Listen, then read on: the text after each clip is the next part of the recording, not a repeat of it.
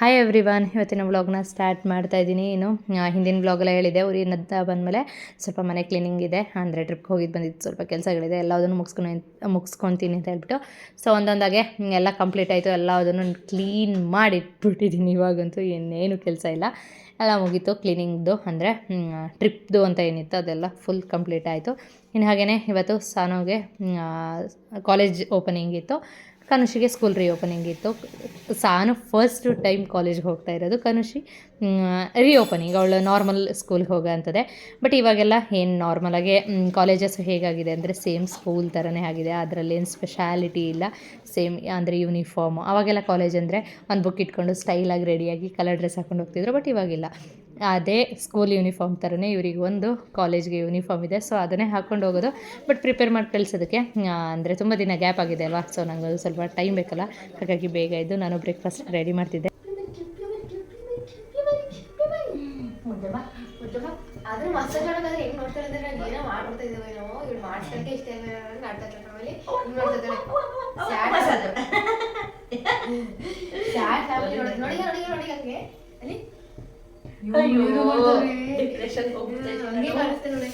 Depression ಬರ್ತಿದ್ದೀನಿ, ಇವ್ರು ಏನೇನೋ ಮಾಡ್ತಾವಲೆ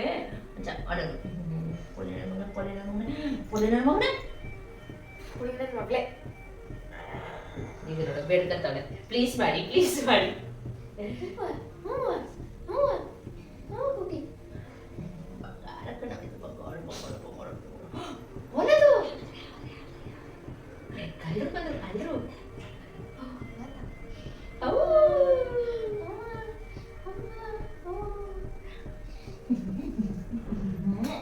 Bengali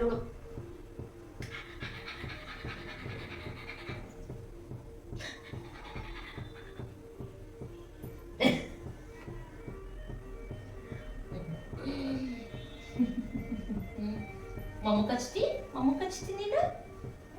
thank you thank you thank you.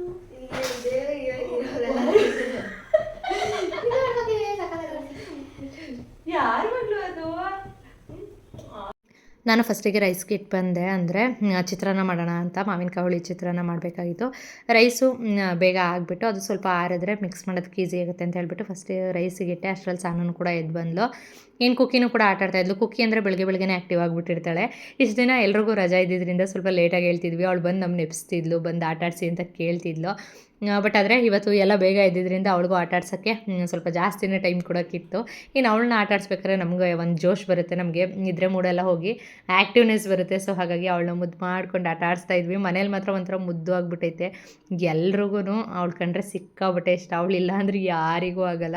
Mysuru ಕಳಿಸಿದಾಗ ಸಂತೋಗೆ ನನಗೆ ಸಿಕ್ಕಾಬಿಟ್ಟೆ ಬೇಜಾರಾಗಿತ್ತು. ಸಾನುಕನೂ ಇರಲ್ಲ, ಅವ್ರಿಗೂ ಬೇಕು ಅವಳು ಆಟಾಡೋದು. ಅದಲ್ಲದೆ ಕುಕ್ಕಿಗೂ ಕೂಡ ಎಲ್ಲರೂ ಇರಬೇಕು. ಯಾರಾದರೂ ಮನೆಯಿಂದ ಆಚೆ ಹೋದ್ವಿ ಅಂದರೆ ಅವಳಿಗೆ ಇರೋದಕ್ಕಾಗೋದಿಲ್ಲ. ಸೊ ಹಾಗಾಗಿ ಅವಳನ್ನ ಸ್ವಲ್ಪ ಹೊತ್ತು ನಾನು ಸಾನು ಇಬ್ಬರು ಮುದ್ದಾಡಿಕೊಂಡು ಆಟಾಡಿಸ್ಕೊಂಡು ಇನ್ನು ಬ್ರೇಕ್ಫಾಸ್ಟ್ ಮಾಡೋಣ ಅಂತ ಹೊರಟೆ. ಇನ್ನು ಬ್ರೇಕ್ಫಾಸ್ಟ್ ಮಾಡ್ತಾ ಇದ್ದಿದ್ದು ಬಂದು ಚಿತ್ರಾನ್ನ ಅಂತ ಹೇಳಿದೆ ಅಲ್ವಾ, ಮಸಾಲೆ ರುಬ್ಬಿ ಮಾಡೋವಂಥ ಚಿತ್ರಾನ್ನ ಈಸಿಯಾಗಿ ಆಗಿಬಿಡುತ್ತೆ. ಅದಕ್ಕೆ ತೆಂಗಿನಕಾಯಿ ತುರಿ ಮತ್ತು ಅರಶಿನ ಇಟ್ಕೊಂಡಿದ್ದೀನಿ. ಇನ್ನು ಖಾರಕ್ಕೆ ಎಷ್ಟು ಬೇಕಾಗುತ್ತೆ ಅಷ್ಟು ಮಣ್ಣು ಕಟ್ಟಿದ ಮೆಣಸಿನ್ಕಾಯಿನ ಇಟ್ಕೊಂಡಿದ್ದೀನಿ. ಇದು ಖಾರವಾಗಿ ಚೆನ್ನಾಗಿರುತ್ತೆ ಮೆಣಸಿನ್ಕಾಯಿ, ಸೊ ಹಾಗಾಗಿ ಇದನ್ನು ಇಟ್ಕೊಂಡಿದ್ದೀನಿ. ಇನ್ನು ಒಂದು 7 ಲವಂಗ ಮತ್ತು 2-3 ಇಂಚಷ್ಟು ಚಕ್ಕೆ ಪೀಸ್ನ ಇಟ್ಕೊಂಡಿದ್ದೀನಿ. ಹಾಗೆ 2 ಬೆಳ್ಳುಳ್ಳಿನ ಬಿಡಿಸ್ಕೊಂಡಿದ್ದೀನಿ. 2 ಇಂಚಷ್ಟು ಶುಂಠಿನೂ ಸಿಪ್ಪೆ ತೆಗೆದು ಇಟ್ಕೊಂಡಿದ್ದೀನಿ. ಇದಿಷ್ಟನ್ನು ಹಾಕಿ ನೀರು ಹಾಕಿ ಗ್ರೈಂಡ್ ಮಾಡ್ಕೊಳ್ಳೋದು, ತುಂಬ ಈಸಿಯಾಗಿ ಆಗಿಬಿಡುತ್ತೆ ಇದು. ಇನ್ನು ಅದು ಗ್ರೈಂಡ್ ಮಾಡ್ಕೊಂಡಿದ್ದಾದಮೇಲೆ ನೆಕ್ಸ್ಟ್ ಒಂದು ಬಾಣಲಿನ ಇಟ್ಕೊಂಡು ಅದಕ್ಕೆ ಸ್ವಲ್ಪ ಜಾಸ್ತಿನೇ ಎಣ್ಣೆ ಹಾಕ್ಕೊಳ್ಬೇಕು.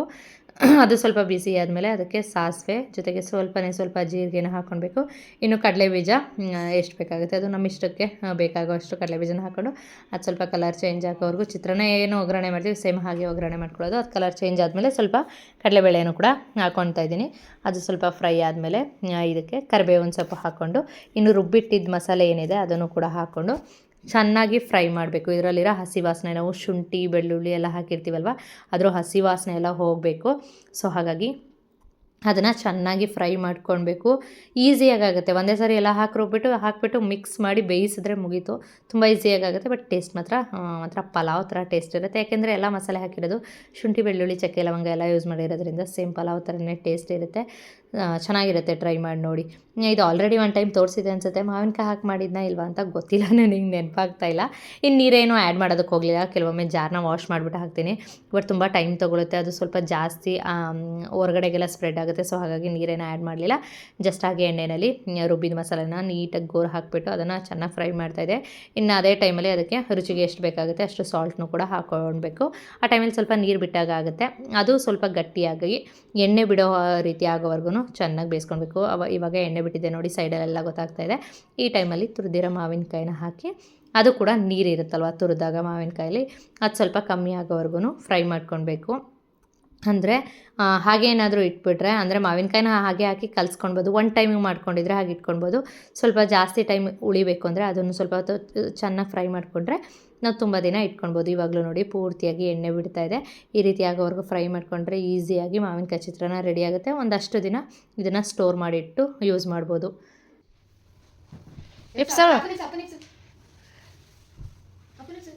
ಇಲ್ಲ ಮಲ್ಕೊಳ್ಳೋದು ಮುದ್ದು ಮಾಡ್ಕೊಂಡವ್ರು ಅಪ್ಪನಾದ್ರೆ ಅಮ್ಮು ಕುಕ್ಕಿ ಅಮ್ಮು ಹೌದು ಹೌದು ಮಸಾಜ್ ಮಾಡಪ್ಪ ಆತ ಕೈ ಎಡಕ್ಸ್ತಾವಳು ಕೇಳ್ರಿ. ಕುಕ್ಕಮ್ಮ ಕನುಷಿನ ಎಪ್ಸಿ ಸ್ಕೂಲ್ಗೆ ಹೋಗ್ಲಿ ನೋಡ್ರಿ ಅದೇನಾಡ್ತಿದ್ದಾಳೋ ಎದೊಳ್ತಾ ಇಲ್ಲ ಇದು ಅಂತ ಅವಳೆ ಹುಚ್ಚಿ ಆಗ್ಬಿಟ್ಟವಳೆ. ಅಪ್ಪ ಲೆಕ್ಕ ಪಡೆದಿರೋದೆ ಅವಳು ಬರೀ ತಿಂಡಿ ಕೊಡುತ್ತೆ ಅನ್ನೋದಿಂದ ನಮ್ಮ ಅಪ್ಪ ಮಸಾಜ್ ಮಾಡಿಕ್ಕಿಲ್ಲ, ಏನೂ ಎಂಥದ್ದು ಇಲ್ಲ ಇಲ್ಲ. ತಿಂಡಿ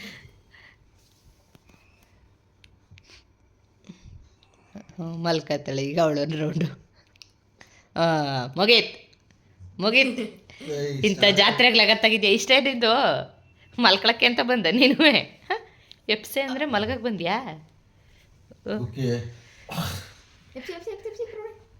ಕುಕ್ಕಿ ಅಂದಲ್ಲ ಮಲ್ಕಂಡೆ ನೋಡು.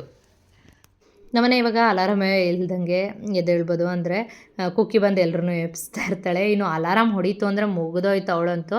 ಅಲಾರಾಮ್ ಆಫ್ ಮಾಡಿದ್ರು ಬಿಡಲ್ಲ. ಅಲಾರಾಮ್ ಹೊಡೀತಲ್ವ ಎದ್ದೇಳಿ ಅನ್ನೋವ್ರಿಗೂ ಬಿಡಲ್ಲ. ಸೊ ಅವಳೇ ಎಬ್ಸೋದು ನಮ್ಮನೇಲಿ ಎಲ್ಲರೂ ಇವಾಗ. ಏನೋ ಅದಾದಮೇಲೆ ಅವ್ರನ್ನೆಲ್ಲ ಎಬ್ಸಿ ಕನುಷಿನೂ ಸ್ನಾನ ಮಾಡಿ ಬ್ರೇಕ್ಫಾಸ್ಟ್ ಹಾಕ್ಕೊಟ್ಟೆ. ಅದಾದಮೇಲೆ ಮಾವಿನ ಹಣ್ಣು ಅತ್ತೆ ಕೊಟ್ಟು ಕಳಿಸಿದ್ರು. ಊರಿಗೆ ಹೋಗಿದ್ದೆ ಅಲ್ವ ಅಜ್ಜಿ ಊರಿಗೆ, ಅಲ್ಲಿ ಮಾವಿನ ಹಣ್ಣು ಕೊಟ್ಟು ಕಳಿಸಿದ್ರು. ಹುಲ್ಲು ಕೊಟ್ಟಿದ್ರು ಅಲ್ಲೇ, ಅಂದರೆ ಅದನ್ನು ಹಣ್ಣು ಮಾಡ್ಕೊಳ್ಳೋದಕ್ಕೆ ಅಂತ ಹೇಳಿಬಿಟ್ಟು ಇಡೋಣ ಅಂತ. ಹಣ್ಣೇ ತೊಗೊಂಡೋಗ್ಯೋ ಅಂತ ಹೇಳಿದ್ರು. ಹಣ್ಣು ತಂದ್ರೂ ಜಾಸ್ತಿ ದಿನ ಇಡೋದಕ್ಕಾಗಲ್ಲ, ಹಾಳಾಗ್ಬಿಡುತ್ತೆ ಬೇಗ. ಇನ್ನು ಇಲ್ಲೆಲ್ಲ ತೊಗೊಂಡು ತಿನ್ನೋದೆಲ್ಲ ಏನಾಗುತ್ತೆ ಅಂದರೆ ಪೌಡರ್ ಹಾಕಿ ಹಣ್ಣು ಮಾಡಿರ್ತಾರೆ. ಸೊ ಅದಕ್ಕಿಂತ ನಾವೇ ಮನೆಯಲ್ಲಿ ನ್ಯಾಚುರಲಾಗಿ ಹಣ್ಣು ಮಾಡ್ಕೊಳ್ಳೋದು ಬೆಸ್ಟ್ ಅಲ್ವಾ. ಸೊ ಹಾಗಾಗಿ ಹುಲ್ಲು ತಂದು ನಾನೇ ಬಕೆಟಲ್ಲಿ ಹಾಕಿ ಅದನ್ನು ಹಣ್ಣಾಗೋದಕ್ಕೆ ಅಂತ ಇಟ್ಟಿದ್ದೆ. ಅದರಲ್ಲಿ ಒಂದೇ ಒಂದು ಹಣ್ಣಾಗಿತ್ತು. ಸೊ ಕನುಷಿ ಸ್ನ್ಯಾಕ್ಸ್ಗಾಗುತ್ತೆ ಅಂತ ಹೇಳ್ಬಿಟ್ಟು ಕನುಷಿಗೆ ಸ್ನ್ಯಾಕ್ಸ್ಗೆ ಹಾಕಿ ಬಾಕ್ಸ್ ಪ್ಯಾಕ್ ಮಾಡಿದೆ. ಇನ್ನು ಹಾಗೆ ಸಂತೂ ಎದ್ದಿದ್ರಲ್ವಾ, ಹೋಗಿ ಬಂದು ಸಂತೋಗಿನ್ನೇನು ಕೆಲಸ ಇಲ್ಲ, ಕುಕ್ಕಿನ ಮುದ್ದಾಡೋದು, ಜೊತೆಗೆ ಒಳಗೆ ತಿನ್ನೋಕೆ ಏನಾದರೂ ಕೊಡೋದು. ಇನ್ನು ಚಿತ್ರಾನ್ನ ಮಾಡಿದ್ನಲ್ಲ ಅದರಲ್ಲಿ ಕಡಲೆ ಬೀಜ ಇತ್ತು. ಯೂಶ್ವಲಿ ಕುಕ್ಕಿಗೆ ಉಪ್ಪು ಖಾರ ಇರೋ ಅಂಥದ್ದು ಏನೂ ಕೊಡೋದಿಲ್ಲ. ಬಟ್ ಆದರೆ ಸಂತು ಕೈ ತಡೆಯೋದೇ ಇಲ್ಲ. ನಮ್ಮನೆ ಇತ್ತೀಚೆಗೆ ಜಗಳ ಆಗೋದು ಒಂದೇ ವಿಚಾರಕ್ಕೆ, ಕುಕ್ಕಿಗೆ ಉಪ್ಪು ಖಾರ ಇರೋ ಫುಡ್ಡು ನೀವು ಕೊಡ್ತೀರಾ ಅಂತ ಒಂದೇ ವಿಚಾರಕ್ಕೆ ನನಗೂ ಸಂತಗೂ ಜಗಳ ಆಗ್ತಾ ಇರುತ್ತೆ. ಕುಕ್ಕಿ ಬಾ ಹೋಗೋಣ ನಾವು, ಅವಳು ಸ್ಕೂಲ್ಗೆ ಹೋಗ್ತಾ ಇರೋದು.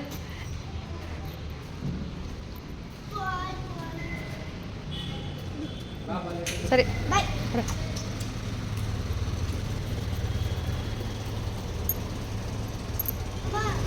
ಬಾಯ್.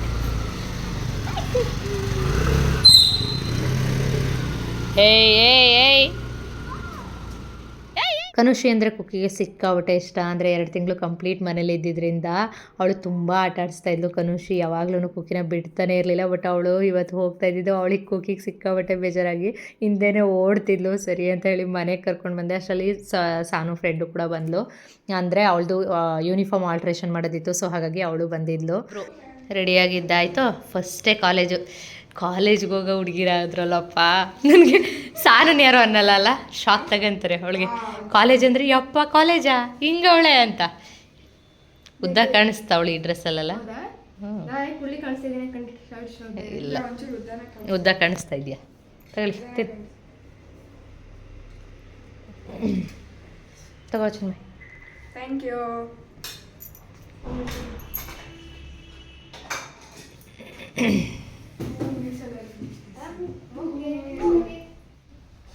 ಕೈ ಮುಗಿತದವ್ರಿಗೆ ಪೂಜೆ ಮಾಡ್ದ ಇವತ್ತು ಮಾಡ್ಬೇಕು ತಾನೆ.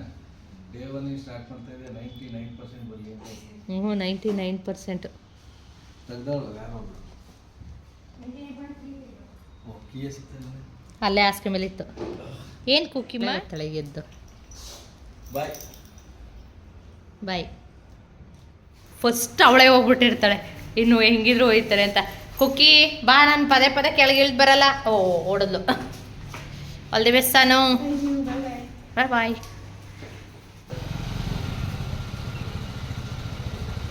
ನನ್ನ ಮಾತ್ರ ಯಾಕೆ ಕರ್ಕೊಂಡು ಹೋಯ್ತಾ ಇಲ್ಲ ಇವರು? ಇವರೇ ಹೋಯ್ತವ್ರೆ. ಬಾಯ್ ಬಾಯ್ ಬಾಯ್ ಬಾಯ್ ಬಾಯ್. ನಮ್ಮ ಕುಕ್ಕಿಗೆ ಬಿಸ್ಕೆಟ್ ಕೊಟ್ಟು ಸಮಾಧಾನ ಮಾಡಬೇಕು, ಒಳಗೆ ಬರೋಕ್ಕೆ ರೆಡಿ ಇಲ್ಲ. ಕೊಡ್ತೀನಿ ಬಾ ಬಿಸ್ಕೆಟ್ ಅಂದರೆ ಈಗ ಬತ್ತ.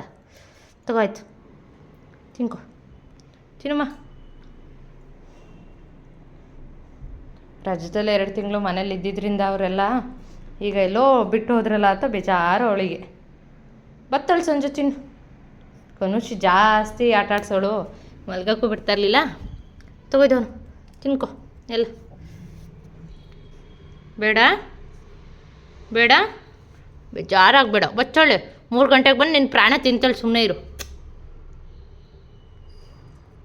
ಯಾರು ಬಂದಿರೋದು?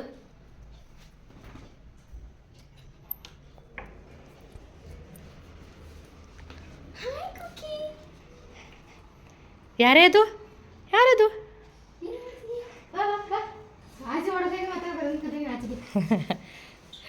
ಕನುಷಿಗೆ ಹಿಂಗೆ ಬರಲ್ಲ ನೋಡವಳು. ಕನುಷಿ ಜೊತೆಗೆ ಓಡ್ಬತ್ತಾಳೆ ಅವಳು. ಹೆಂಗಿತ್ತವ ಫಸ್ಟ್ ಡೇ ಆಫ್ ಕಾಲೇಜ್? ಇನ್ನು ಸಾನು ರಿಯಾಕ್ಷನ್ ಯಾಕೆ ಹೀಗಿತ್ತು ಅಂದರೆ, ಸಾನು ಓದಿದ್ದು ಬಂದು ಫಸ್ಟಿಂದ 10th ಕ್ರಿಶ್ಚಿಯನ್ ಸ್ಕೂಲಲ್ಲಿ ಓದಿದ್ದು. ಅಲ್ಲಿ ಬೇರೆ ಥರನೇ ಇರುತ್ತೆ. ಇಲ್ಲಿ ಬಂದಾಗ ಬೆಳಗ್ಗೆ ಪ್ರೇಯರಲ್ಲಿ ಶ್ಲೋಕಗಳು ಅದೆಲ್ಲ ಇದ್ವಂತೆ. ಮಮ್ಮಿ ಡಿಫ್ರೆಂಟಾಗಿತ್ತು ಮಮ್ಮಿ ಸ್ಕೂಲಲ್ಲಿ, ಯಾವತ್ತೂ ಕೇಳದೇ ಇರೋದು ನಾನು. ನಂಗೊಂಥರ ಗೌರ್ನಮೆಂಟ್ ಸ್ಕೂಲ್ ಸೇರ್ಕೊಂಡಿದ್ದೀನಿ ಅನ್ನೋ ಥರ ಫೀಲ್ ಬರ್ತೈತೆ ಅಂತ ಹೇಳ್ತಾ ಇಲ್ಲೋ. ಸ್ಕೂಲಲ್ಲಿದ್ದಾಗ ಸ್ಕೂಲ್ ಬಗ್ಗೆನೂ ಸಣ್ಣ ಪುಟ್ಟ ಕಂಪ್ಲೇಂಟ್ಸ್ ಇರುತ್ತೆ, ಬಟ್ ಆದರೆ ಹೋಗ್ತಾ ಹೋಗ್ತಾ ಅದೆಲ್ಲ ಚೇಂಜ್ ಆಗುತ್ತೆ. ಸೊ ಈ 2 ವರ್ಷದಲ್ಲಿ ಅದು ಬದಲಾಗುತ್ತೆ ಅನ್ನೋ ಗ್ಯಾರಂಟಿ ನನಗೂ ಇದೆ. ಅವಳಿಗೂ ಅಡ್ಜಸ್ಟ್ ಆಗುತ್ತೆ ಫಸ್ಟೇ ಆಗಿರೋದ್ರಿಂದ ಆ ಫೀಲ್ ಅನಿಸ್ತಿದೆ. ಇನ್ನು ನಾನು ಪೂಜೆ ಮಾಡೋ ಹಾಗೆ ಏನಿರಲಿಲ್ಲ, ಮಾಡೋ ಹಾಗಿರಲಿಲ್ಲ. ಸೊ ಹಾಗಾಗಿ ನಾನು ಚೆನ್ನಾಗಿ ಮಲ್ಕೊಂಡು ನಿದ್ರೆ ಮಾಡಿ ರೆಸ್ಟ್ ಮಾಡಿದೆ. ಬೆಳಗ್ಗೆ ಬೇಗ ಇದ್ದಿದೆ ಅಲ್ವಾ ಇವ್ರನ್ನ ಕಳ್ಸೋದಕ್ಕೆ. ಸೊ ನಾನು ಮಲ್ಕೊಂಡೆ, ಕುಕ್ಕಿನೂ ಇವರಿಬ್ಬರು ಹೋಗಿದ್ದರಿಂದ ಅವಳಿಗೂ ಬೇಜಾರಲ್ಲಿ ಸೋಫಾ ಬಿಟ್ಟು ಇಳ್ದಿಲ್ಲ. ಯಾವಾಗಲೂ ಹಿಂದೆ ಇರ್ತಿದ್ಲು, ಸೋಫಾ ಮೇಲೆ ಮಲ್ಕೊಂಡು ನಿದ್ರೆ ಮಾಡಿದ್ಲು ಅವಳು.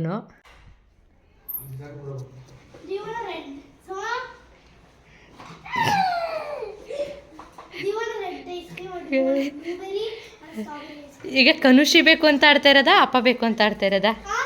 ಕೆಳಗೆ ಬೇಕು ಅಂತ. ಯಾರಿಗೋಸ್ಕರನೇ ಇಲ್ಲ, ಕನುಷಿ ಕಂಡ್ರೆ ಕ್ರೇಜ್ ಜಾಸ್ತಿ ಅವಳಿಗೆ. ಸಾನು ಬಂದಾಗ ಹಿಂಗೆ ಆಡೇ ಇಲ್ಲ ಕನು. ಓ ಐಸ್ ಕ್ರೀಮ್ ತಂದಿರೋದಕ್ಕ ಏನಾದರೂ ಕಲ್ ಕೊಡ್ಲಾ ತಲೆ ಕಿಚ್ಕೊಳಕ್ಕೆ? ಅಲ್ಲ ಕಲ್ ಕೊಡ್ಲಾ? ನಾನು ಹೇಳಿದೆ ಅಲ್ವಾ ಕನುಷಿ ಕಂಡ್ರೆ ಅವಳಿಗೆ ಜಾಸ್ತಿ ಇಷ್ಟ ಕುಕ್ಕಿಗೆ ಅಂತ ಹೇಳಿಬಿಟ್ಟು. ಸಾನುಗೆ ಅಷ್ಟೊಂದು ರಿಯಾಕ್ಟ್ ಮಾಡಲ್ಲ, ಕನುಷಿ ಬಂದರೆ ಮಾತ್ರ ಫುಲ್ಲು ಅವಳಿಗೆ ಖುಷಿಯಾಗ್ಬಿಟ್ಟಿರುತ್ತೆ. ಸೊ ಹಾಗಾಗಿ ಚೆನ್ನಾಗಿ ಕುಣಿದಾಡಿದ್ಲು.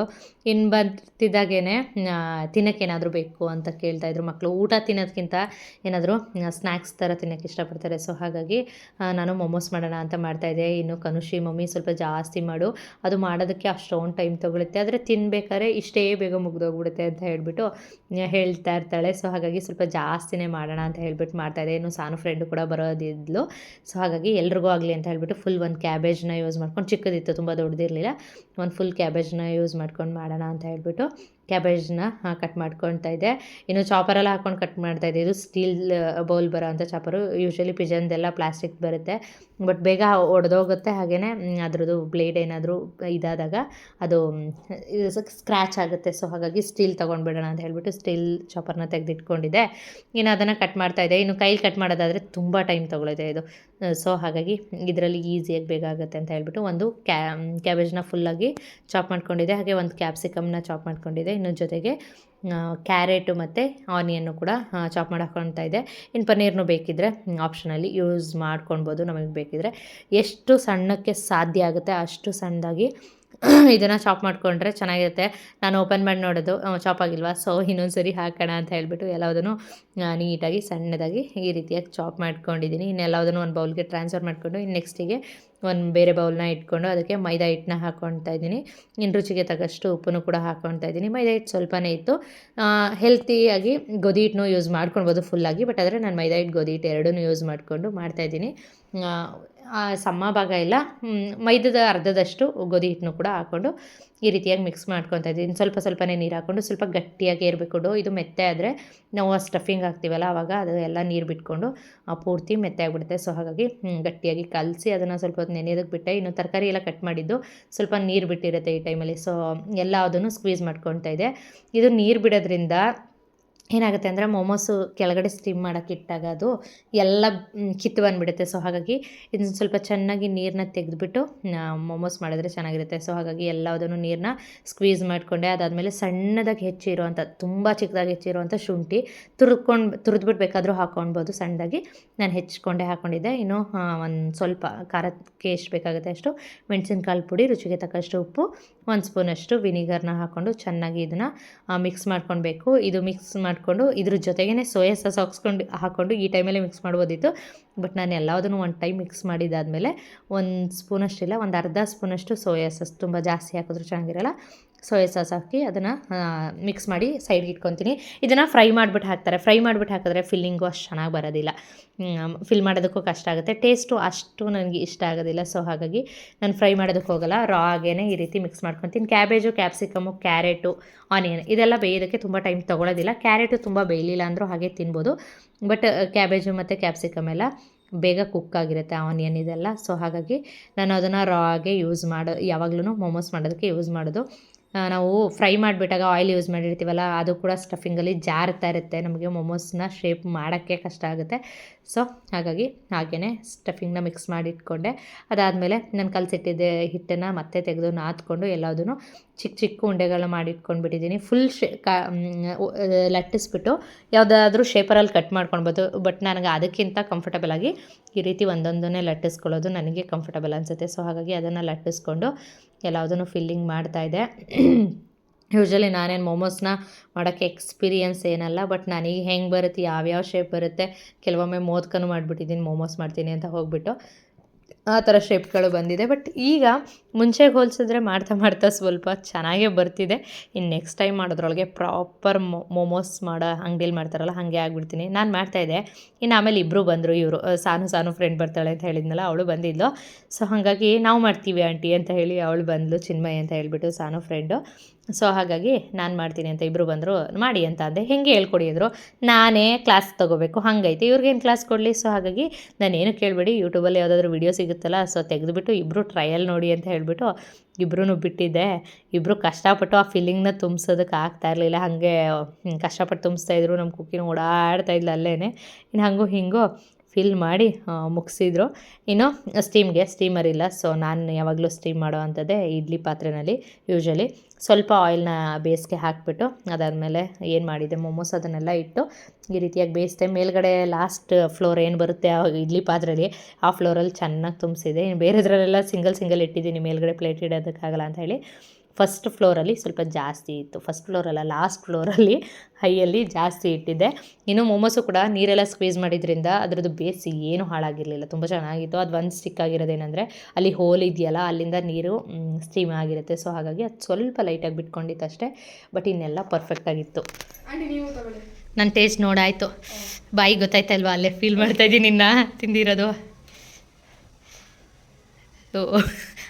ವಿಡಿಯೋ ಮಾಡೋದೇ ಉಂಟಂತೆ, ವಿಡಿಯೋಗೆ ಔಸ್ಕೊಂಡು ತಿನ್ನೋದು. ನಮ್ಮ ಕುಕ್ಕಿ ಅವಳದ್ದು ಊಟ ತಿನ್ನೋಕೆ ಹೋಗೋಳಿ. ಹೆಂಗೈತೆ ನಿಜ ಹೇಳು, ಬಟ್ ಅದು ಗೋಧಿ ಹಿಟ್ಟಾಕೈತೆ ಸ್ವಲ್ಪ. ಯೂಶ್ವಲಿ ಹೊರಗಡೆ ತಿಂದಾಗ ಬರೀ ಮೈದಾ ಇರುತ್ತೆ, ಗೋಧಿಲಿ ಮಾಡೋದಾ. ಇನ್ನು ಸ್ವಲ್ಪ ಹೊತ್ತು ಬಿಟ್ಟರೆ ಹಾಡಾಗ್ಬಿಡುತ್ತೆ ಅದು.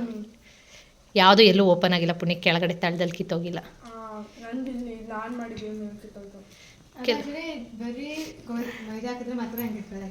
ಕಿತ್ತೋಗೋದು ಅದು ಎಳಿಬೋದಲ್ವಾ ಮೈದಾನ ಹಿಂಗೆ.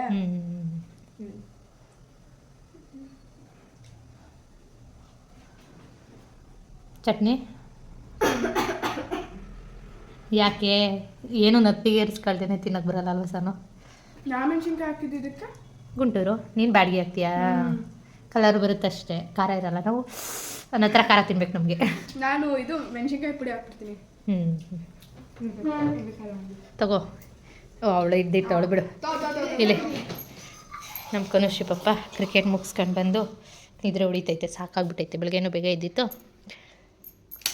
ಕನುಷಿಮಾ ಮೊಮೋಸ್ ತಿನ್ನಲ್ವಾ? ಹಾಂ, ಕ್ರಿಕೆಟ್ಗೆ ಹೋಗಿದ್ಲು, ಸುಸ್ತಾಗ್ಬಿಟ್ಟವಳೆ. ಬೆಳಗ್ಗೆ ಬೇಗ ಇದ್ದಿದ್ದಕ್ಕೆ ನಿದ್ರೆ ಹೊಡಿತೈತೆ. ಇದು ಏನು ಬೆವ್ರು ಹಿಂಗೆ ಸುರ್ಸ್ಕೊಂಬಲ್ಗಿದೆಯಾ? ಬೆವ್ರು ಸುರಿಸ್ತೋ ಜೊಲ್ ಸುರಿಸ್ತೋ? ಹ್ಞೂ, ಮೊಮೋಸ್ ತಿನ್ನಲ್ವಾ? ತಿನ್ಕೋತವ್ರೆ ಅವರಿಬ್ರು. ತಿನ್ನಲ್ವಾ? ಹಾಂ, ಇಲ್ಲ ಬೇಕಿಟ್ಟಿದ್ದೀನಿ ಇನ್ನೊಂದು, ಅದು ನೀನು ಬಿಸಿ ಬಿಸಿ ತಿನ್ನುವಂತೆ. ಎದೋಡು. ಆಯಿತು, ಎದೋಡು. ಆಮೇಲೆ ಅದು ಆಗಿ ಇನ್ನೂ ಆಗಬೇಕು.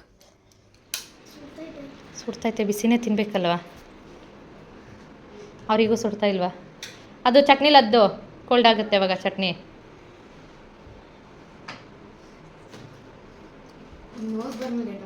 ಚೆನ್ನಾಗೈತಾ? ಇಲ್ಲೇ ಇದು ಮೊಮೋಸ್ ಇನ್ನೊಂದು ಪ್ಲೇಟ್ ಐತೆ. ಅಡುಗೆನೂ ಆಗೈತೆ. ಇಲ್ಲಿ ಇದು ಅವರೆಕಾಳು, ಆಲೂಗಡ್ಡೆ ಬೆಣ್ಣೆಕಾಕಿ ಹುಳಿ ಮಾಡಿ ಇಟ್ಟಿದ್ದೀನಿ. ಇನ್ನು ಸ್ವಲ್ಪ ರೈಸ್ ಐತೆ, ಸಾಕಾಗುತ್ತೆ. ಇದ್ದೀನಿ ಇನ್ನು ತಿನ್ನೋಕ್ಕೆ ಬೇಕಾಗಿರೋದಿಲ್ಲ. ಇನ್ನು ಚೆನ್ನಾಗಿತ್ತು ಮೊಮೋಸ್, ನಾನು ತಿಂದೆ. ಖಾರವಾಗಿ ಹುಳಿ ಹುಳಿಯಾಗಿ ಚೆನ್ನಾಗೈತೆ. ಇನ್ನು ಊಟ ಏನು ಬೇಕಾಗಲ್ಲ, ಅದೇ ಸಾಕಾಗುತ್ತೆ. ಇನ್ನೇನು ಮಾಡೋ ಹಾಗಿಲ್ಲ. ಇಲ್ಲಿ ನಮ್ಮ ಪುಟಿ ಕ್ಲಿಪ್ ಎತ್ಕೊಂಡು ಬಂದು ಕಚ್ತಾ ಕೂತವಳು. ನಾನಿಲ್ಲಿ ಬಟ್ಟೆ ಆಲ್ಟ್ರೇಷನ್ ಮಾಡ್ತಾ ಕೂತಿದ್ದೀನಿ. ಅವಳಿಗೆ ಬಟ್ಟೆ ಆಲ್ಟ್ರೇಷನ್ ಮಾಡಿಕೊಡ್ಬೇಕಿತ್ತಂತೆ, ತಂದಿದ್ದಾಳೆ. ಇದನ್ನು ಆಲ್ಟ್ರೇಷನ್ ಮಾಡಿ ಮುಗಿಸ್ಬೇಕು. ಓಕೆ, ಇನ್ನು ಈ ವಿಡಿಯೋನು ಕೂಡ ಇಲ್ಲಿಗೆ ಎಂಡ್ ಮಾಡ್ತೀನಿ. ವಿಡಿಯೋ ಇಷ್ಟ ಆಗಿದ್ರೆ ಲೈಕ್, ಶೇರ್, ಕಮೆಂಟ್ ಮಾಡೋದನ್ನು ಮರಿಬೇಡಿ. ಯಾಕೆ ಓಡೋಯ್ತಾ ಇದೆಯಾ ಹಂಗೆ?